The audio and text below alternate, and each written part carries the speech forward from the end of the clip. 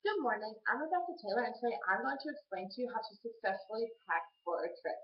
First, I'm going to tell you how to prepare for your trip, then how to pack your bags, and lastly, the effectiveness of light packing. And hopefully, after I told you this, you're able to pack sufficiently for your trip. First, prepare. You need to determine where you're going and for how long. Because if you do this, you will realize what clothes you need and how many of those types of clothes you need.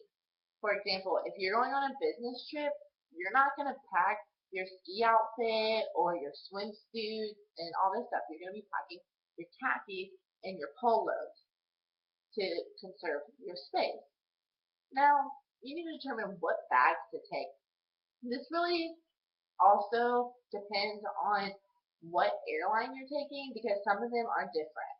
You need to look at the airline that you're going on and they'll tell you how many carry-ons you can have and how many check-ons for free you can have, and then after that how much it'll cost if you check on extra bags.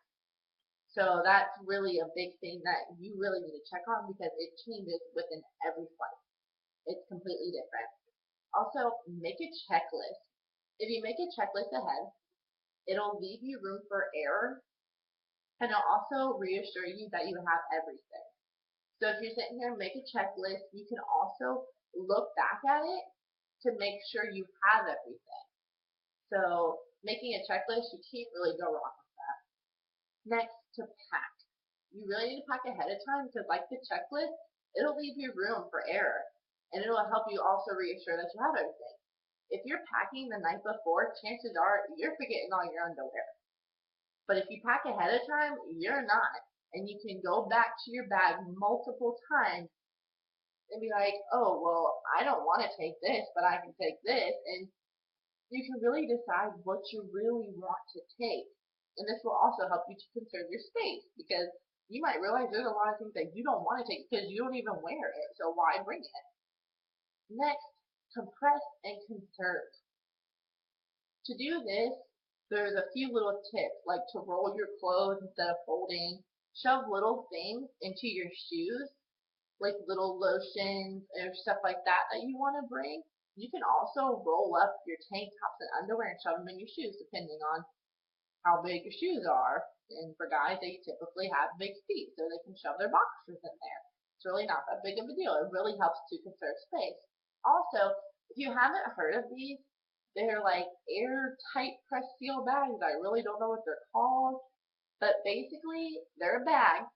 You shove your clothes and your shoes in them. You close it. You use a vacuum, and you can suck out all of the air, and the bag goes from being this big to this big, which helps you really to conserve space in your luggage. Next is the effectiveness of light packing. If you haven't flown recently, then maybe you don't know how strict security has gotten. But when you go through security, you have to take off your shoes, you have to take off your jewelry, you have to put your phone in the bucket, you have to take out any electronics you might have in your bag. Even though they're going through that thing, the little x-ray thing, they're not allowed to stay in your bag. They have to be out separately. So if you have all this stuff trying to be protected within your clothes, it's going to become a mess if you're trying to dig it out and then having to put it back in. And people are going to be sitting behind you waiting and possibly missing their flight because you're taking forever because you can't get your stuff back organized. But if you effectively pack tightly and you compress and conserve, then it leaves your suitcase really neat and you're easily able to access your laptop, your any electronic to put in this bucket, which will make it a lot easier when you go through security. Also, you won't have to pay for extra carry-ons. If you compress and conserve, chances are you'll only need 2 carry-ons and you won't have to pay for the extra luggage. So that really helps with your wallet. Also, for souvenirs, it will leave a lot of room for souvenirs if you're able to conserve correctly. I made the mistake of buying a bunch of stuff when I went to Virginia this past summer because I wanted to decorate my apartment that I didn't even live in yet. And me and my cousin decided to go shopping, and I bought a bunch of stuff for my bathroom and my room.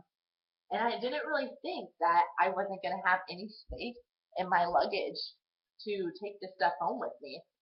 But when I did get home, I was able to compress and conserve all of my space because I had a rug from my bathroom and shower curtains and stuff.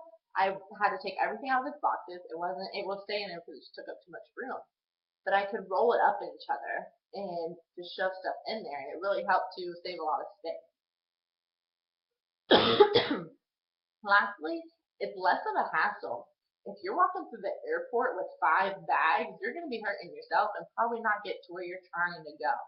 But if you only have 1 or 2 bags, you're going to make it a lot easier on yourself. So if you pack effectively, then you're going to save money and you're going to be able to buy souvenirs. You're going to help yourself by not trudging through the airport where everyone's like, oh, why do they have so much stuff? You know? So I told you how to prepare for your trip, how to pack for your trip, and the effectiveness of light packing. And hopefully now you are successfully able to pack for your next trip. Thank you.